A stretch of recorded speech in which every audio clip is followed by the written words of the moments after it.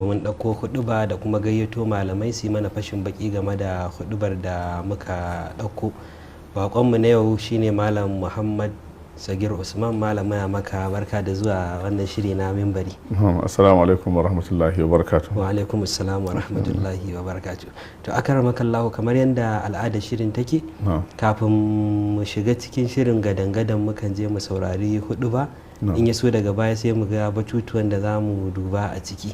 Masu kallon mu da fatan za ku biyo mu bayan sauraron huɗuba sai mu ji saƙon da malam yake tafa da shi. Wassalamu alaikum wa rahmatullahi wa barakatuh. Bai suna Minbari da kun san shi a duk gari, maza mata duk ku zo ku kalli shirin Minbari. Yabo da godiya da kirari sun tabbata ga Allah subhanahu wa ta'ala, wanda ya halicci duniya gaba ɗaya, ya san wanda ya so daga farko, ya san na ƙarshe, wanda ya halicci dare, ya halicci rana, ya sa kowanne yana tafiya yana dawowa, wanda bai bar kowa ya zauna shiru ba, sai da mari, sai da dundu, sai da muntsini, sai da zagi, sai da kaza, sai da kaza. Wataran ya yi farin ciki, wataran ya ji daɗi, wataran ya ji hutu. Subhanahu wa ta'ala, wanda ya halicci duniya, a nan ake samun aljanna, a nan ake samun wuta. Allah mana tsayi da wuta. Tsira da aminci Allah su tabbata ga annabinmu Muhammad sallallahu alaihi wasallam, shugaban annabawa, cikamakin manzanni, wanda duk biyun ya ji, ya samu jin daɗi, ya samu wahala, ƙarshe shahada ya yi manzan Allah sallallahu alaihi wasallam ta hanyar cin dafi. Tsira da aminci Allah su ƙara tabbata gare shi da iyalan gidansa da sahabbansa, har da mu ma zuwa ga ranar sakamako. Bayan haka yan uwa masu albarka,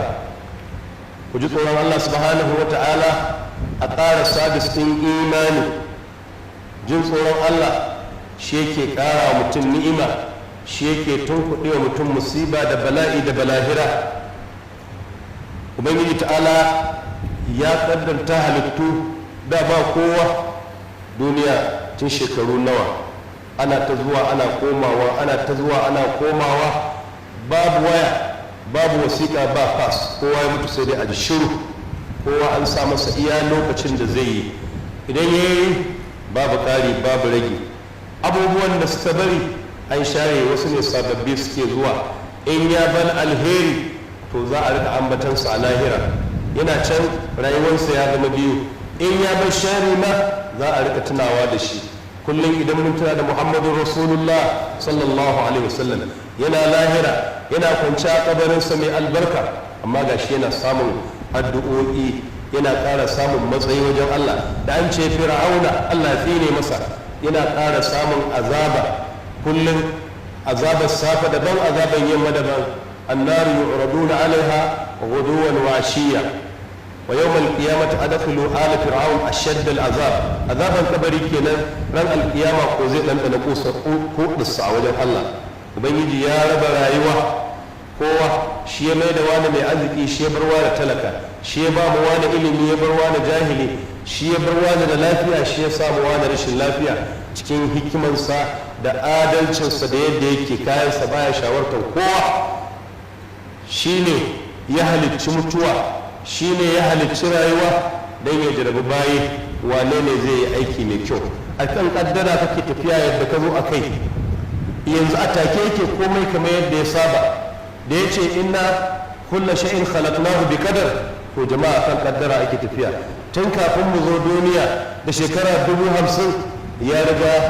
kafin ma ya halicci sammai da ƙasa, ya kaddara abubuwan da duk zai faru. Ci gaba yake. Idan kana ganin kai mawadaci ne, ka fi karfin Allah, a gaban ayar sai ce wa ma amruna illa wahidatun kalamin bil basar, komai kiftawa da bismillah nake, ba a yanke kauna. Bayan su a duniya kullum ana son kana da kyakkyawan fata, kar kai wa kanka mummunan fata. Na daɗe shekara 40 ina zuwa kasuwa a banza, a har yanzu kana da rai. Shekara na 30 na zuwa makaranta, har yanzu ban zo malami ba, ƙara zuwa dai kaza dai kullum, saboda ka san kana nema ne a wajen rabbul izzati jalla jalalu. Imani da kaddara da qada rukuni daga cikin rukunin imani. duk wanda ke ban ƙasa mai motsi da wanda ya riga ya mutu kowanne yana kaiwa yana kawo akan abin da Allah yake so ne. Duk wanda ya kasance a duniya Allah ne ya kawo shi, kuma duniyan nan tana cike da datti da ƙura. Ana zaune da shinkafa da wake da duwatsu da karafuna da wasu datti ma kala-kala. A lokacin za a ga turare na ƙanshi sai ka ji wani wajen kwata, yayin da ka ga wani mutumin kirki sai ga wani ko mutumin banza. Duniya na zaki da mu ga wahalhalu, duk daɗin da ka ji a wahala kake, duk wuyan da ka ci dama a ciki kake. Ai za a ɗaura mun aure yana munna, aljihunka sai ya sha wuya, zuwa hira sai ka ɗanɗana, a gaya maka maganar safe daban ne yamma daban. Kasuwa ai na ɗan fara samun jari, sai wani ya zo ya kwace kuɗin ya ce ban bashi baka yi saka ana ba, sai ka dawo zero. Har ma ya fara munna yanzu na samu miliyan 5,000 miliyan 10,000 sai a mai da shi zero. Inna lillahi wa inna ilaihi. Ai tun da nake ko ciwon kai ban taɓa yi ballanta na ji jiki na ɗan yi ƙaiƙayin sosa, kana kama da ɗan wuta. A duniyan nan annabawa ma ba su zauna shiru ba, kai ka zauna shiru? A'a, haka ake biyowa layi layi. Lallai wata ran naka ji ana sanyi, wata ran ka ji ana zafi, ka ji kishi ka ji ka koshi. Rayuwar kenan. Wata ran sai ka ji kuma ka fito farin ciki kaɗai kake ji yau. Wata ran kuma kana farkawa ma sai ka ji baƙin ciki. Wani ma bai gaya ma komai ba, kai ka kama jin haushin wasu ma sun kama jin haushin ka. Me ya faru ne? Wannan rayuwa ubangiji ta'ala ce za a jarbi mutanen duniya da tsoro da yunwa, raguwar arziki, mutuwa, abubuwan gona wata ran ya mutu, wata ran kuma ga sun taso. Amma a yi albishir wa masu haƙuri, mutane suna tsammanin sun imani ne kuma ubangiji ya basu kawai babu wata jarabawa a ciki. A banda duniyar nan, ita asalin yadda ubangiji ya yi ba ta samun tsarkaka sai ta hanyar jarabawa. Shi yasa ana gane mazaje cikin wannan duniyar. Malam Ibn al-Jawzi ya ce duk wanda yake ganin wani shi zai dawo cikin zama lafiya talaf, kuma lafiyar shi talaf, kuma ya ji daɗi yadda ya gana ma kamar a sinima,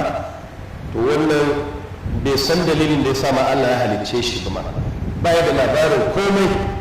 Ya zanto irin ya ce ji itu min haisu la adari walakin atai fa absartu qaddami tariqan fa mashayt. Ko daga ina kake ne? Ce gani na kawai ne ma a duniya. Ko na zaka je ce Allahu a'lam. Daga duniya sai Kaduna, ko daga duniya sai Abuja. Mahaifinsa ya mutu, mahaifiyarsa ta mutu, matarsa ta mutu, ɗansa ya mutu, abokin shi ya mutu, wane da wane da wane da wane ba sa nan. Duk canjin da aka yi har yanzu bai fara farkawa ba, bacci yake. Allahu akbar. Jama'a lallai a duniyan nan sai ta ɗan samu raɗaɗi, musulma ce ko kafira. Kafiri kullum a zero zai tafi, aminatun nasiba. Mummuni fa duk abin da ya taɓa kan ji manzon Allah sallallahu alaihi wasallam, bakin ciki babba, bakin ciki karami, rashin lafiya, tsananin talauci, ko ma ne har kaya da ka taka, zunubanka za su rika zubewa kamar yadda ganyen bishiya ke zubewa a kan bishiya. Dan adam sai ya yi juriya, ya daure don neman cin wannan jarabawa. Rayuwa haka take tafiya. Annabi Adam sallallahu alaihi wa alihi sallama, mala'iku sun mai sujada. To ya aka yi daga baya kuma har wasu al'amura suka faru, ya dawo duniya, ya rayu a duniya kuma ya koma. Ya kamata ka yi wa kanka tambaya ai menene ya faru. Shi jaraba wannan idan ana yi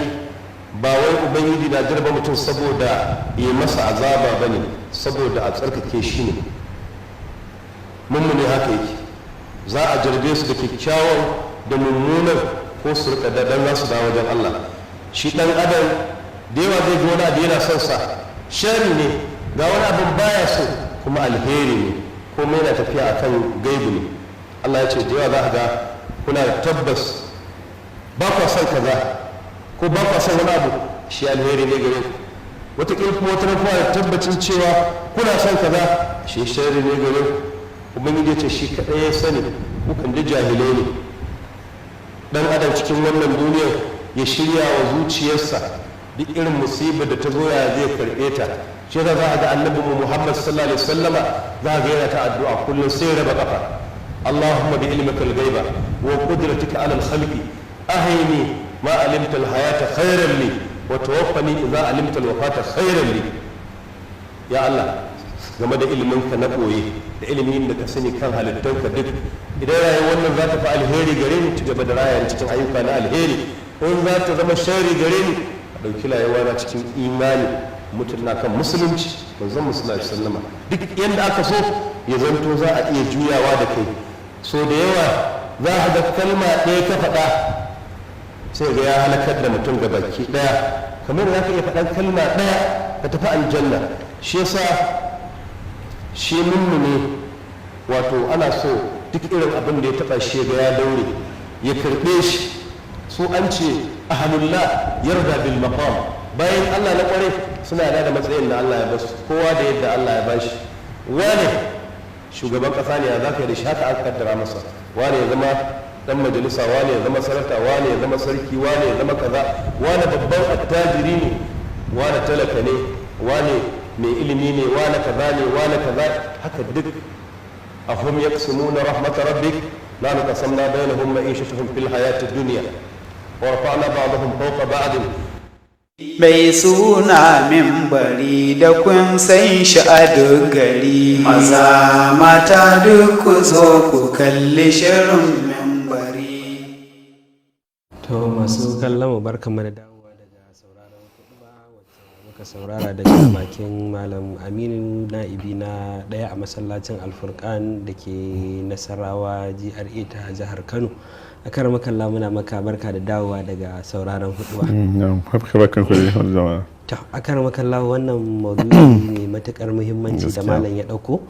Kusan abin da ya fara buɗe kuɗubar shi shine magana akan muhimmanci da tsoron Allah subhanahu wa ta'ala yake da shi ga dukkan wani mutum da ya imani da Allah ya zama musulmi. To malam ban san karin bayan da za ka yi mana game da wannan gaba ba kafin mu gusa mi gaba. To bismillahir rahmanir rahim wa salatu wassalamu ala ashrafil mursalin nabiyina Muhammad wa ala alihi wa sahbihi wa tabi'in. Assalamu alaikum wa rahmatullah. Wato shi kusan za ka ga idan mafi yawan malamai in za su yi magana sukan kwaikwayi abinda manzo Allah sallallahu alaihi wasallam yakan fara mafi yawan lokuta yakan ce jama'a ku ji tsoron Allah. Wannan wata irin wato kalma ce wadda take tana ratsa kowace irin zuciya wadda take da darsashin imani a cikinta. Inda kace da mutum ka ji tsoron Allah ko jama'a ku ji tsoron Allah wato tana sa hankulan mutane su tattaro guri guda. Domin Allah subhanahu wataala ba abun wasa bane. Daga ganin halittunsa za ka iya gane girman Allah subhanahu wa ta'ala inda muke zama saman nan da ƙasa da rayuwar gaba ɗaya da dukkanin jama'a da abin da yake faruwa aka ce da kai ku ji tsoron Allah za ka ce tana jawo hankulan mutane. Tsoron Allah yana sa mutum ya zanto wato kamar idan ka da mutane ku ji tsoron Allah kwankwashe ake musu kamar a ɗan kwankwasa ne a fargar da su. To duk lokacin da aka ce ka ji tsoron Allah to yana gada da abubuwa ɗayan biyu. Idan aka ce ku ji tsoron Allah bayan Allah za ga cewa wato tana zaburar da mutane sauraranta yana zaburar da mutane wurin kokarin aikata abin da Allah ya yi umarni, sannan kuma zaburar da mutane wurin fahimtar abin da Allah baya so kaga jama'a suna kokarin kauce masa. Da lokacin da aka ce jama'a ku ji tsoron Allah wayannan abubuwan ne suke tasiri a cikin zukatan mutane sai ga daga lokacin zuwa dan lokacin da ba a rasa ba in sun fita wannan abin yana tare da su. To wannan dai abin da nake fahimta dangane da fadar fataqullaha kenan ibadallah a gurin hudubobi da mutane suka yi da malamai suka yi. To malam Allah ya saka da alkai. To malam daga cikin kusan batun da malam ya bude bayani a kai ya magana akan mutuwa. Yake cewa ita mutuwa kamar yadda take wajibi akan kowa, to kowane mutum ya yi kokari ya bar kyakkyawan ambato bayan ya rasu. Kada ka bar ambatan da kila kai kanka ba lallai bane mutane su iya shiru ya zama ana faɗan shi wanda suke magadanka ko na tare da kai su dinga jin ba daɗi. Ban san ƙarin bayanin da za ka yi mana ba. Wato ita ma mutuwa wato wata alama ce da take zabarar da mutane wurin wato fahimtar rayuwarsu da abin da suka bari a baya da abin da yake jiransu da kuma damar da suke da ita a daidai lokacin da ya kamata su yi saboda abin da za su iya riska nan gaba. ita mutuwa kullum wa'azi ce ga kowanne mutum mai hankali. na za ga ko da kafiri yana wa'azuwa da mutuwa a irin tsari irin na rayuwarsa, gaskiya ballantana ko musulmi. Shi musulmi yana da wata daraja sama da wanda ba musulmi ba. Na farko yana ganin wato mutuwa ba ce wadda idan ta zo wato ita ce take sabbaba yi wa mutane wato yi wa mutum a bincika ayyukan da mutum ya a duniya. na Sannan kuma ita ce wato jarrabawa ta farko da mutum zai samu wadda take tunkarar lahira. na Ita jarrabawa ta farko. gaskiya ne. A wannan wurin akan iya fahimtar mutum yakan iya gane inda za shi, domin akwai alamun da za su iya zuwa su abin nan. na Kamar da wani hadisi yake nuna manzo sallama yana cewa idan abin nan mutuwa ta zo mutane mala'iku nau'i biyu suna zuwa, na imma mala'ikun rahama imma mala'ikun azaba. na So gurgurdan yadda mutum ya ji daukar ransa, watakila akwai alamu da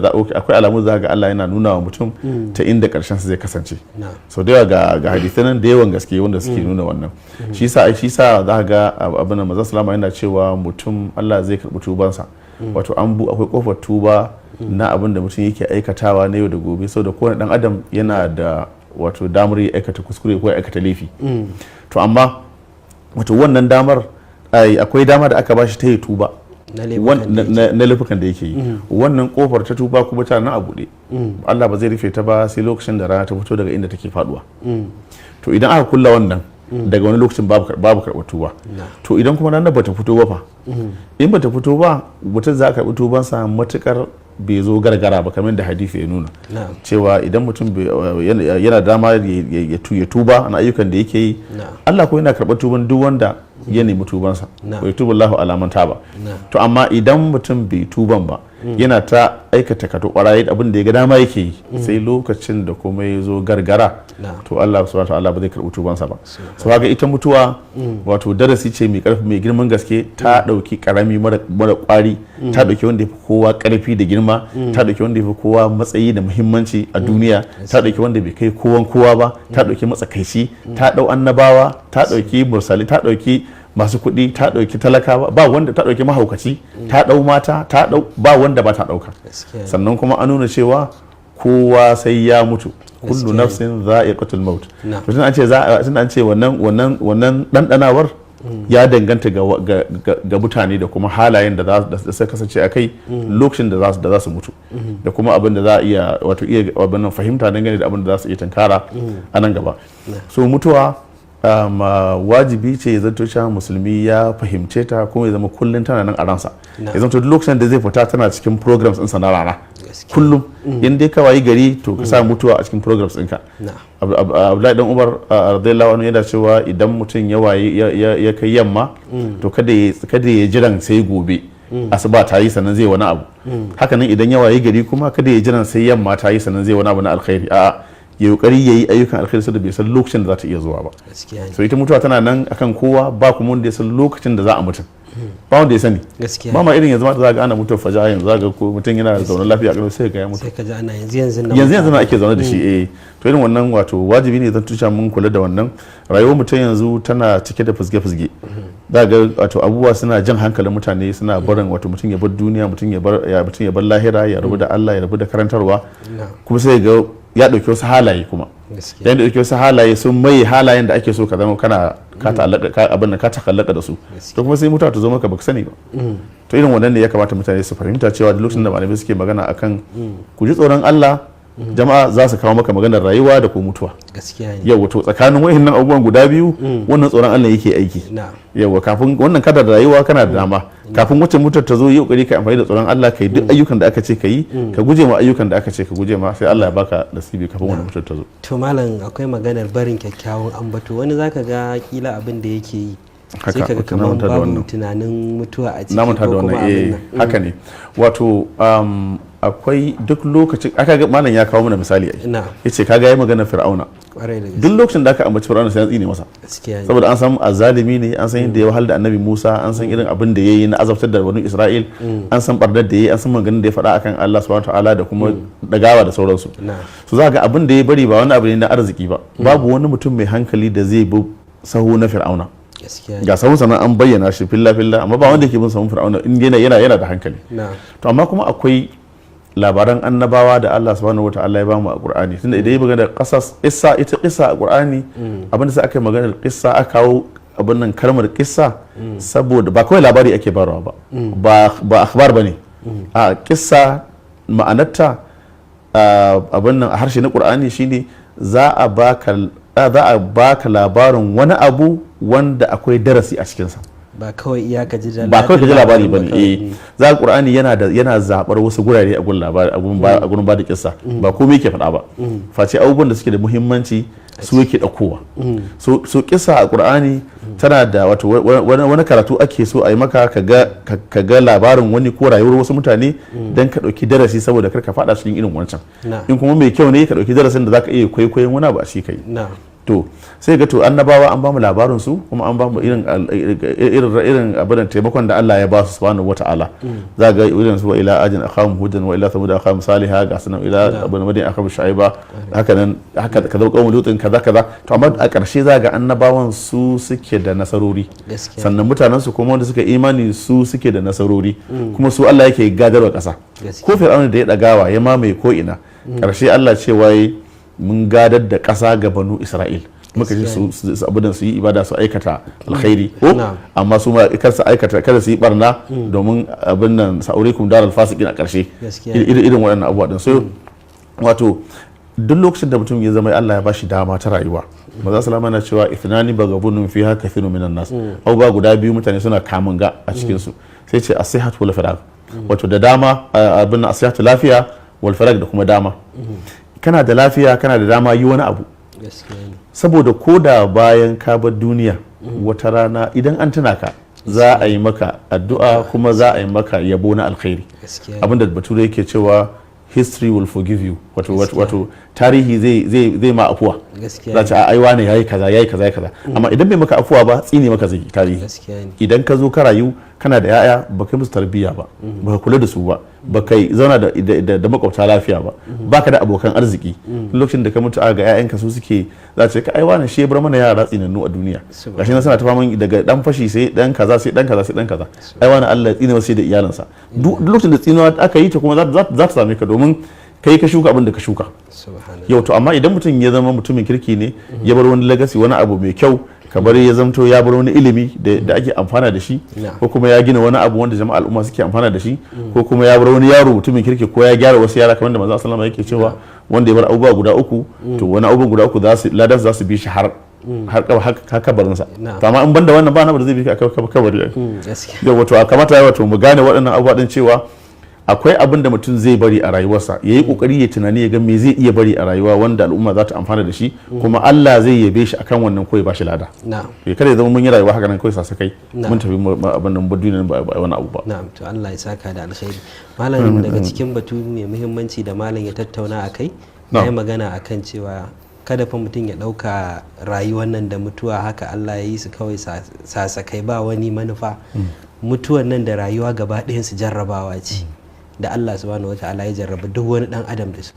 to malam ban san karin bayanin da zaka yi mana Allah subhanahu wata'ala ya faɗi manganu da yawa akan jarrabawa ta mutuwa a Qur'ani irin su wala nabluwannakum bi shay'in min al-khawfi wal-ju'i wa naqs min al-amwali wal-anfusi wath-thamarati wa bashir as-sabirin alladhina idha asabatuhum musibatun qalu inna lillahi wa inna ilayhi raji'un irin su alif lam mim ahsiban nasu an yutraku an yaqulu amanna wa hum la yuftanun wa laqad alladhina qabla falan wallahu alladhina sadaqu al-kadhibin suna nan da yawa irin waɗannan ayoyin cewa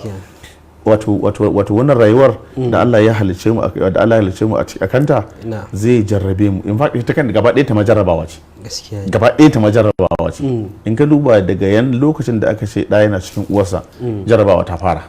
haka yana ta faman rikicin fitowa kuma idan ya fito kuma a zo a ita rikicin yadda zai rayu in ya fara rayuwa kuma a zo a fara rikicin makaranta a zo a fara rikicin ya fara dagawa a zo a fara rikicin tarbiyyarsa zuwa sallah karatun Qur'ani zuwa makaranta ya zo mutumin kirki in kasuwa ne ya je kasuwa haka ne rigima take ta faruwa haka ake ta yi har kuma zo a bashi amarya nan kuma shi ma ƙara shiga wani ƙarin za ga shi sa malam din a hudu ba sai yana cewa rayuwar nan gaba ɗayanta ko da kana jin daɗi wuya kake sha gaskiya ne haka yace a kuma gaskiya ne duk yanda kake tsammanin kana jin daɗi a duniya wala wuya kake sha baka san daɗi ba daɗi sai ka je lahira Allah baka aljanna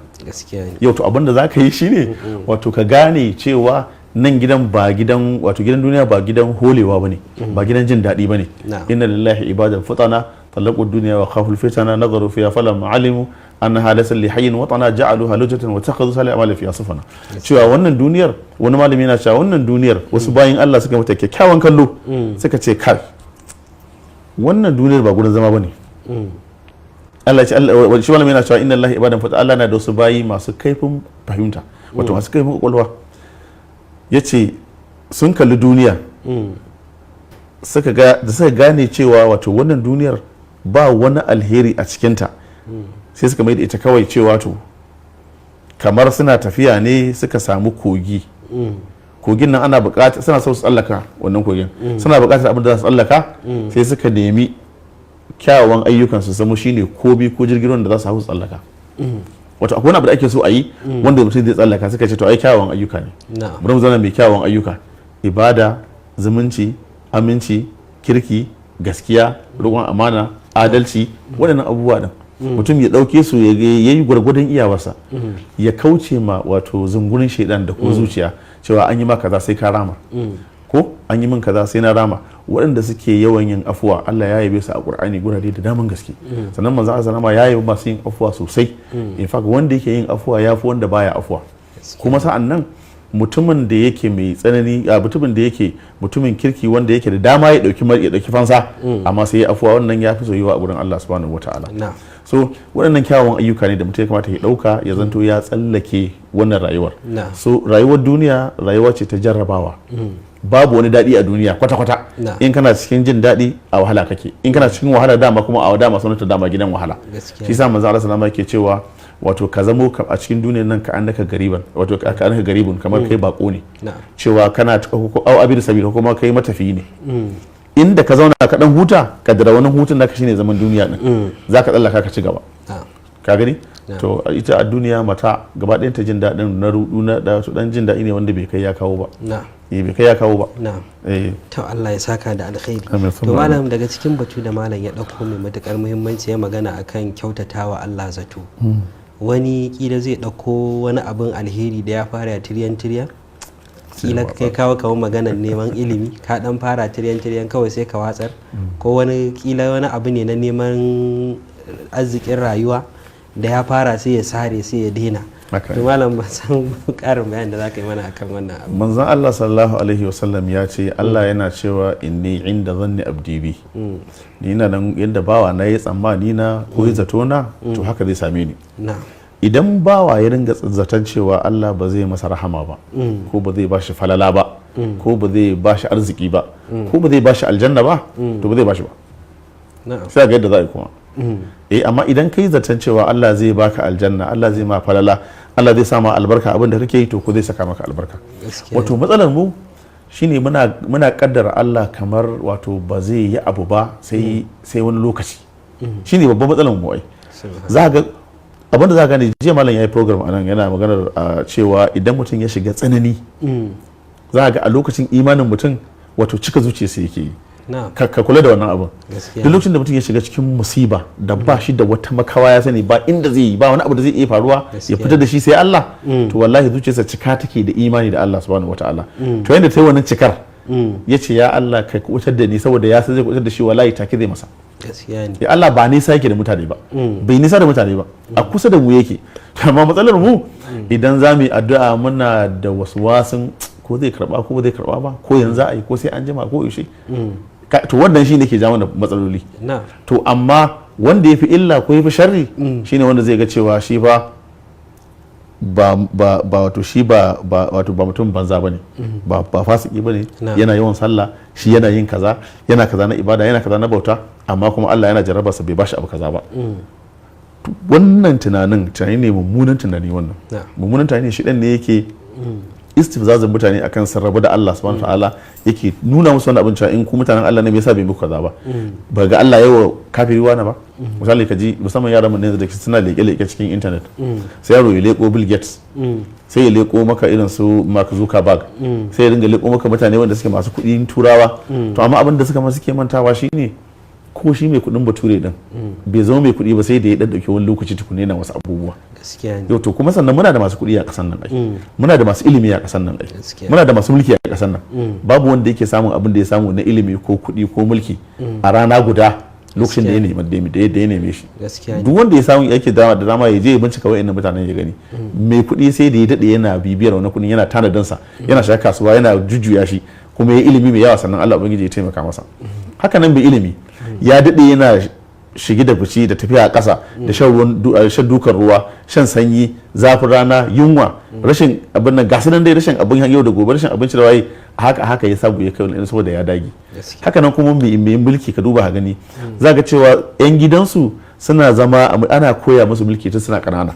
suna nan an bashi wani an bashi abu kaza an bashi abu kaza ya zo ya zama hakimi ana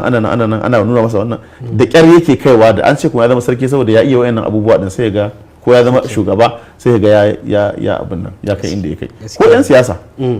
sukan shiga siyasa su dare ai an buga nan an fadi wannan bige-bigen da suke yi da faduwa da waye abin nan tarbiyya suke samu da ilimin cewa oke na yi kuskure a guri kaza nan gaba ba zan ƙara wani kuskuren ba zan gyara haka kuma har sai Allah ya taimaka ka ga sun kai gaci. Yau so ba a samun abu a lokacin da ake so Allah yana yi of course yana yi amma kada ka yi tsammanin cewa kawai duk lokacin da ka nemi abu sai ka same shi sannan kuma kada mutum ya tsammanin cewa wannan rayuwar kawai dole yadda yake so haka za ta kasance ba gaskiya ba haka take ba. Allah subhanahu Allah bai tsara wannan abun haka ba so dole ne mu bi yanda Allah ya tsara cewa shine mai bayarwa sai ya bayar za a samu to kuma ko ya bayar din ba ko ka samu din kuma sai ya ga dama za ka amfana. Yau to ya kamata mu san wa'annan abubuwa din. Malam Allah ya saka da alkhairi. To malam daga cikin batun da malam ya magana akwai magana kaman dangana ga Allah kowane mutum ya san cewa da samu da rashi a hannun Allah yake kada dan ka rasa ka jinga zaton ai wani ne ya samu hannu ya kaza ko san karin bayanin da zaka yi mana. Shi ma ne kamar yana da alaka da na baya da cewa za ga duk guraren da suke suna da wato ba zan ce hadithu ahadin bi shirk ba ko kuma yani irin wani af'alin wanda suke na baya amma dai zaga inda ake da tsohon tarihi na maguzanci irin wannan abin yana dan tasiri a zukatan mutane ko kuma wasu ne suke aro shi daga wani guri su important daga wani guri sai su shigo da shi kasa yawa guraren musulmi su dinga tunanin irin wani abuwa din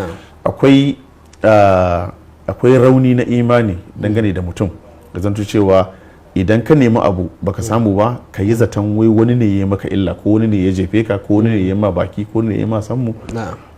ka zai cewa kana kokarin hada kanka gaba da mutane babu gare babu dalili domin abu ne wanda yake gaibi ne a boye yake kai Allah bai maka wahayin cewa shi bane kai kuma baka sani ba kawai zato kake kana zargi shi kuma zato zunubi ne ko wasu kuma sai su je gurin wanda suke bokayen ne su ce shi su hada su rigima da kiyama masoyansu dama duk irin wannan daga wannan janibin yake bullowa idan mutum ya saba masoyin shi ne na gaskiya amma sai hada shi rigima wallahi haka suke yi wani lokaci zaka aboki na kusa ko kawa ta kusa ko dan uwa na kusa masoyinka sosai ko yar uwa ta kusa sai wani lokaci ma da iyayensu ake hada su ko da matarka sai a ce ai fara kafa gare ta irin wannan a ce ai da in ka barta to za ka yi arziki sai dan salame ta dan sati 6 sai ko kudi sun zo ita wannan zancen fa gaskiya ne irin wannan wato jarrabawa ce da Allah yake sa da yake yi wa mutum idan baka haye ba sai ka fada cikin musiba kuma dama ita duniya nan dama jarrabawa ce za ma jarraba ka da alkhairi za a jarraba ka da sharri kamar da Allah yake cewa nabluukum bi sharri wal khairi fitna wa ilayna turja'un amma dai haramun ne ya zanto cewa mutum yana zargin mutane in wani abu ya faru gare shi na alkhairi ko na sharri ya yi tsammanin wani ne duk inda ka ga alkhairi daga Allah yake duk inda ga sharri kuma laifinka ne Allah yake so ya hore ka ko ya gargade ka dan ka canza ai don da aka jaraba da sharri ma ai Allah ma yana son sa yana son sa domin wato kwankwasa sai abin nan yana masa nuni yake masa akan cewa akwai abin da yake ya bari din da ka sharri ya same ka kana musulmi to Allah ya so ka da rahama ne dan ka canza wasu halaye yau ba wani ne yake abin ɗinka ba a wani abu ne da kai sharri ya sauka maka yau domin Allah baya shafa mutane sharri haka nan kawai ba su yi wani abu ba ya ce yana cewa wa ma asabakum min musibatin fa ma kasabat aydikum wa abin nan wa yafu an kace ko yau kaga yana ma duk abin da ya shafe ku na musiba na sharri na wani abu da yake taba rayuwa to abin da mutum ya aikata ne dalili ne saboda ya aikata wani abu sai a yi masa wata ukuba akan wannan dan ma Allah yana yafe da yawa inda yana kama mai akan komai to da mun shiga uku gaskiya ne la akhidullahu nafsan ma kasabu ma taraka alaiha ko kuma taraka ala zahriha min dabba kaga Allah ba zai bar komai a bayan kasa ya zama yana tafiya ba. Na'am. To Allah ya saka da alkhairi. To malam daga cikin batun da malam ya da ka dan fara tabo wani abu magana akan jarrabawa yake cewa malam yana magana akan cewa duk lokacin da ya jarrabe ka kada ka dauka cewa ko Allah baya son ka ne, sai ya kawo nasoshi da suke magana abubuwan da suke samun mumini jarrabawa ce har da daidai da kaya ma da mutum zai taka ban san malam karin bayani da zai mana akan barkwa. Wato Allah subhanahu wata'ala kamar yadda dai duk abin da zancen yake zuwa yana lafuwa dauran wato a bai bar dan adam ba hakanan kawai yakan jarrabe shi a abubuwa da yawa, amma abin da ya kamata mu gane shine darajar mutum tana tabbata ne da irin jarrabawa da Allah yake masa. Darajar ka bata kaiwa gaci babu jarrabawa. Inna Allah idza ahabba abdan ibtalahu. Allah in yana son mutum to jarraba shi yake yi. Idan kaga Allah ya jarrabe ka da wani abu na damuwa ko na kunci ko na shiga wani yanayi to Allah son ka yake yi. Abin da yake so shine a lokacin nan ka koma zuwa gare shi. Wa anibu ila rabbikum wa aslimu lahu. Ku koma zuwa ga Allah ku miƙa wuya gare shi to sai ya yi muku duk wani abu. Kar ka zo kana cewa an taqula nafsun ne hasata ala alama fartu min jambil fi jambillah wa in kuntu lamina sakhirin aw taqula law anna la hadani la kuntu aw taqula law anna li karatan fa akuna min al-muslimin. To duk irin wa'annan kar ka zo kana yin su. Kada ka zo ran gaba ka zo ranar kiyama ka ce ina ma nayi kaza, ina ma ban yi kaza, ina ma lokacin abu kaza. A'a shi sa aka baka damar wannan rayuwar ai. Kana da rai, kana da hankali, kana da tunani, kana da lafiya. To yi amfani da su kafin lokacin rashin wa'annan abubuwa din ya zo maka. Da nan da za ka ga cewa wato baka samu matsala ba, amma dama jarrabawa Allah zai jarrabe ka domin rayuwar gaba ɗayan ta jarrabawa ce. Tunda ya jarrabe annabawa a kasan ku zai jarrabe ka. Gaskiya ne. Yauwa sannan kuma wato idan ka ga mutum ya daɗe wato ba wani abu da ya taɓa samunsa a rayuwarsa. Ya san akwai wanda zai ce da kai shi bai taɓa jin bakin ciki ba tun da yake. Akwai wani mutanen wani ce shi tun da yake bai taɓa jin bakin ciki ba. Amma kuma idan za ka tabbe shi wataƙila ka ji to sallah nawa ya yi misin a jami'i. Kila zai baka mamaki. Shi jami'i ma duka guda nawa yi ne. Amma haka bai san cewa wannan ma damuwa ba ce. Sannan kuma kila aka tambaye shi irin zumunci nawa ya sada. Shi ma kila bai san abin din wannan ba misali ba zai iya. To amma akwai abubuwan da suke ita jarrabawa wato ba sai lallai abin da kake iya fahimta ya dame ka ba. Akwai abin da yake karkashin ƙasa illarsa tana gaba. Amma kai yanzu ba za ka yi filin ba za ka yi lata shiru bihi ba za ka ji shi ba a cikinka, amma illa tana nan gaba. To wannan ma musiba ce domin yayin da abu ya zama ya tattara a guri guda irin wannan kana irin wannan kasa da karkashin kasa din baka yi zumunci ba, baka yi sallah ba, baka yi kaza ba, amma Allah ya tara ma dukiya ya baka lafiya ka dade baka taɓa ciwon kai ba. Kai shekara 25 ba wani abu da ya taɓa shigowa na ɓacin rai ko damuwa tare da kai da harkar rayuwarka. Ba taɓa firgita ka ba, ba taɓa kuma kwace ba, ba taɓa yi baka yaudara ba, taɓa kaza ba wani abu da ya shafe ka, amma wancan abubuwan ba ka yi su in suka yi accumulating suka taru wanda za su haifar maka a gaba yana da yawa. Yana da yawa, damuwa ce mai yawan gaske. So wannan ba wani abu ne na alfahari ba, ya kamata muke komawa baya muna kwankwasa kanmu. Akwai abubuwan da suke za su iya su samu mana tarnaki a rayuwa ko su mana tarnaki gurin shiga aljanna, sai mu gano su mu sanya zamu da su tun a nan duniya kafin abin ya nisa. To malam Allah ya saka da alheri. To malam daga cikin batun da kusa yana haɗe da wannan da malam yana magana akan arziki ma kan shi jarrabawa ne. Kwarai kwa. To watakila wani ya ga to yanzu wani ga su dan suna jin daɗi suna wai to ta aka yi yake zama jarrabawa malam. Ai ko arziki jarrabawa ne. Arziki yana da fanni, yana da fuskoki da yawa. Na'am. Akwai arziki na kuɗi da muke gani. Akwai arziki na lafiya. Akwai arziki na mutane da kake da su. Akwai arziki na ji. Da arziki na gani, da arziki na ka yi magana a fahimce ka. Duk waɗannan fa arziki ne fa. Duk abin da ka san rayuwa za ta ɗora a kansa to arziki ne. Arzikin shakar iska duk wannan arziki ne. To amma Allah yana jarrabar mu da waɗannan abubuwa ɗin da yawan gaske. Wasu lokuta za ga cewa wato zai jarrabe ka da wani abu za ka faɗi. Manzon Allah sallama ya ba mu labarin wasu mutane guda uku. Ɗaya kuturu ne, ɗaya makaho ne, ɗayan kuma mai kazuwa ne ko mai kora ko kaga an jarabe waɗannan mutanen ake da aka jarabe su ai arziki ne ya zo musu da arzikin ya zo musu biyu sun kasa cin wannan jarabawar da Allah ya musu da suka samu kansu a wani hali da wani yanayi sai suka manta da wacce rayuwar ka gani duk cikin mu nan gaba ɗaya mu nan ba wanda ya zo duniyan da wani arziki kowa haka nan ya zo fintinsa a hankali ya samu wannan arzikin imma a gidansu imma kuma shi ya iktisabin kansa da kansa Allah ya taimake shi ya samu to kullum ka dinga tuna cewa lokacin da ka zo duniya ba ko riga lokacin da ka zo domin rigar da ka zo inda kana da riga ma irin rigar da ake cewa yaro ya zo a cikin riga in an baka a cikin ta mutuwa zaka gaskiya ne ko ya ga suke da wuri saboda mutum yaro mutuwa zai to ba mutum bai taɓa zuwa da wani abu na arziki zuwa wannan duniyar ba Allah ne yake arzuta shi a hankali da abubuwa da yawa to idan tusha mutum yana komawa yana tuna irin waɗannan abubuwa ganinka sai a hankali yake bayyana jinka a hankali yake bayyana ɗanɗano a hankali yake bayyana iya magana a hankali suke bayyana kuɗin ma da zai zo a hankali zai zo don da yaro ƙarami bai da kuɗi in ka bashi kuɗi ma bai zai da shi yawa sai a hankali yawan mutane sai a hankali duka a hankali ake samun wannan arzikin to Allah yana jarrabar mutane wasu lokuta ya jarrabe ka da jama'a sai zama su fusge ka rabu da Allah subhanahu wataala ko kuma ka rabu da waɗanda suka yi maka ya zama wato baka musu mukafa'a ba wanda suka taimake ka asali kuma baka musu mukafa'a baka musu me ake cewa mukafa'a ne me za a ce mukafa'a ne baka mai da musu ba ko yau ka mai da musu alkhairi yau to baka mai da musu alkhairi ba bayan kuma manzo Allah yana cewa man sana'a lakum ma'rufan fakafi'uhu ko wanda ya muku alkhairi kuma ku mai da masa alkhairi in ba ku samu abin da za ku ba sana alkhairi ba to ku masa addu'a mai kyau to kaga kai baka addu'a mai kyau kai baka mai masa addu'a mai kyau ba ko bai da masa da wani abu na alkhairi ba ka watsar da su ka tafi can ka bi shashashu kuna to wannan jarabawa ce baka san me zai biyo bayan wannan ba ba su kuɗi kuma su ma suna da abin jarrabawa na kuɗin su misali ta fuskar zakka tunda wannan ita ce babbar jarrabawa su ta fuskar zakka da kuma halal ko haram din wannan kuɗin nasu wannan shine babbar jarabawa da take samun su sai ko sauran jarabawa da take shafa da wannan kuɗin na abin da shafi abin da mutum zai sa ko abin da mutum zai ci ko abin da mutum zai yi mutane da sauransu kamar da manzo sallallahu alaihi wasallam ya faɗa a hadisin nan na abin nan ya salam ya kwanta mun cewa duniyan nan mutum hudu ne suke yawo a cikin duniyan nan akwai mutumin da Allah ya ba arziki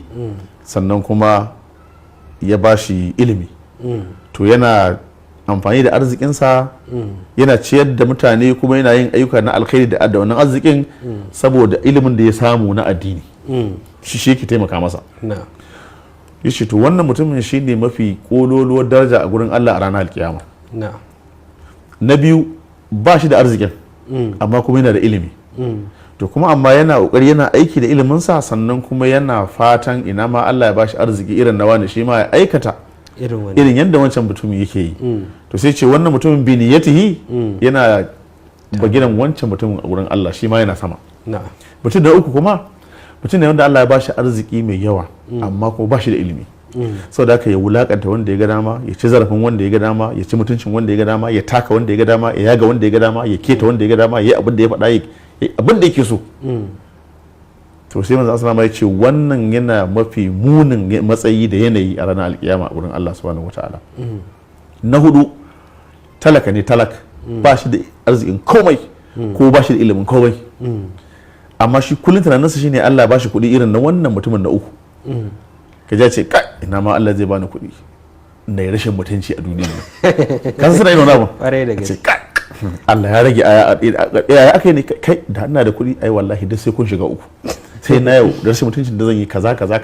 to kaga wannan daga jin yadda yake niyyar sa ba niyya ce mai kyau ba gaskiya to sai manzo Allah ya ce wannan bi niyyati shi kuma yana matsayi irin na wannan kaga ga kansa shi ba kudin ne da shi ba kaga ne amma niyyarsa ta sa shi ya zama abin nan ya zama yana cikin mummunan hali to shi sai manzo Allah ya ce yana da hali to yana da matsayi irin na wannan mutumin a ranar alkiyama wato alkan azaba da wulakanci da zai samu saboda niyyarsa mara kyau ce so abin da ya kamata mu gane shine cewa Allah yana jarrabar mutane da samun su ko Allah yana jarrabar mutane da arzikin su kowane irin arziki ne kuwa kowane irin arziki ne so iyakata kawai mai kokarin mu karkata zuwa ga Allah subhanahu wataala duk lokacin da wani abu ya fito shi sa malamai suke wanda babul muraqaba babul muraqaba yanda zamu ringa tunanin Allah yau da gobe duk abin da kake yi ka tuna Allah subhanahu ko hula zaka sa ka tuna Allah zaka sa takalmi tuna Allah don kada ya zanto cewa shedan ya zamar da kai ka aikata wani abu a rayuwarka a wannan rana din wallahu a'lam. ta malam Allah ya saka da alkhairi. To malam kusan a dunkula abin da malam ya rufe da shi shine magana akan imani da kaddara. Wayannan abubuwan da suke faruwa mutum kada ya dinga ganin cewa kila wani abu ya sa shedan ya dinga yawo da mutum, to ya tabbatar da imanin shi da kaddara. Duk da ana nuna mana lokaci, ban sani ba a dunkule yadda za a abin nan. To a dunkule ita kaddara tana da cikin abubuwa guda 6 da wanda ya zama wajibi mu yi imani da su. Kaddara tana iya zuwa da sharri, tana iya zuwa kuma da alkhairi. Abin da ya kamata kawai ka yi, ka buɗe zuciyarka ka ce Allah, idan alkhairi ne, ya Allah na gode, kuma ka yi wani abu na shukur, na nuna godiya, shine ka aikata wasu abubuwa da wannan abin da Allah ya baka, da kaddara ce. Sannan kuma idan sharri ne, shi kuma ka buɗe zuciyarka ka ce ya Allah subhanahu wataala ka bani damar cin wannan jarabawar, kada kai karar wannan abin zuwa wani, kai gurin Allah subhanahu wataala, Allah ka yaye mana, Allah ubangiji ka fitar da mu daga cikin wannan abu, Allah mu bayinka ne, kuma kai babu lada akan hakurin da zamu yi, sai kai hakuri shikenan. Na'am, to malam Allah ya saka da alkhairi. Ban san sakonka na karshe ga masu kallo. Sako na kawai abin da zan ce shine da ni da ku gaba daya, wato bayan Allah ne masu yin kuskure yau da gobe, mu yawaita yin istighfari, kuma mu zanto muna sauraron malamai, ko muna zuwa karatu, sannan kuma na aikata abin da muke ji ko muke karantawa. Wannan zai samu fita daga cikin abin da muke ciki da izinin Allah subhanahu wataala. Allah kuma ya ba mana rahama, ya tabbatar da mu da akan daidai. Allah ya saka da alkhairi, kuma Allah ya mai da kai gida lafiya, kuma ya sanya wannan kokari da aka yi a cikin mizanin aikin lada a ranar alkiyama. Masu kallon mu duka nan muka zo karshen wannan shiri na Minbari, da fatan za ku ci gaba da kasancewa da Africa TV 3. Assalamu alaikum wa rahmatullahi wa barakatuh. Maza mata duk ku zo ku kalli shirin Minbari, na kwance ka farka ka dai